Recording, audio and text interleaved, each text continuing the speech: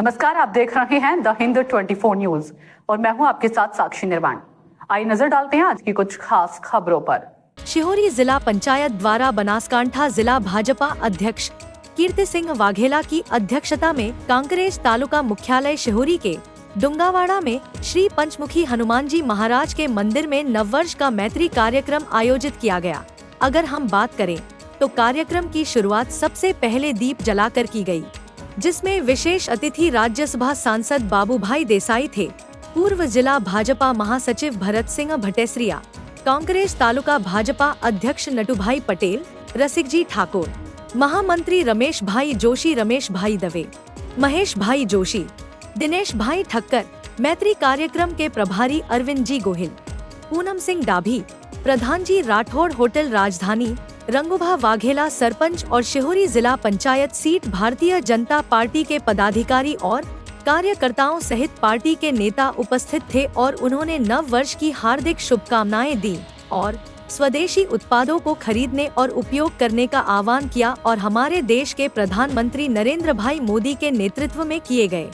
विकास कार्यों और हमारे भारत को सर्वश्रेष्ठ और आत्मनिर्भर भारत होने और हर क्षेत्र का विकास होने और हमारे देश के प्रधानमंत्री नरेंद्र भाई मोदी द्वारा किए गए संकल्पों को पूरा करने पर जोर दिया और दुनिया में कोरोना महामारी के लिए एक महान कार्य किया गया, जिसमें देश में कोरोना की वैक्सीन बनाई गई और स्वदेशी वैक्सीन बनाकर देश के लोगों को बचाया गया और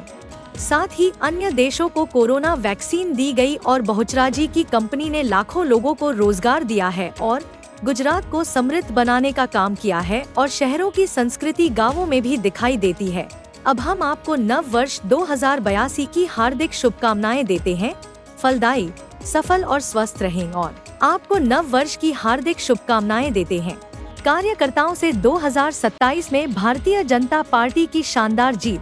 सुनिश्चित करने के लिए कड़ी मेहनत करने का आह्वान किया गया और कार्यक्रम के अंत में सभी ने एक साथ दोपहर का भोजन किया। आज शिहोरी जिला कार्यक्रम आत्मनिर्भर भारत का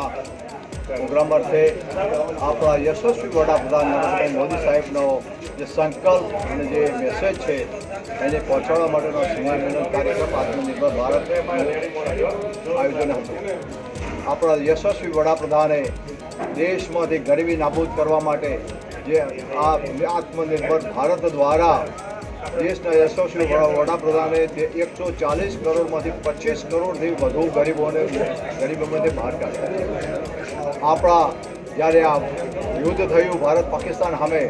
ત્યારે આપણે મિસાઇલો દ્વારા અને આપણા બ્રહ્મોસ દ્વારા આપણે દુશ્મનોને પણ બતાવી દીધું છે કે ભારતની બે બ્રહ્મોસ મિસાઇલ કેટલું તાકાતવાન છે।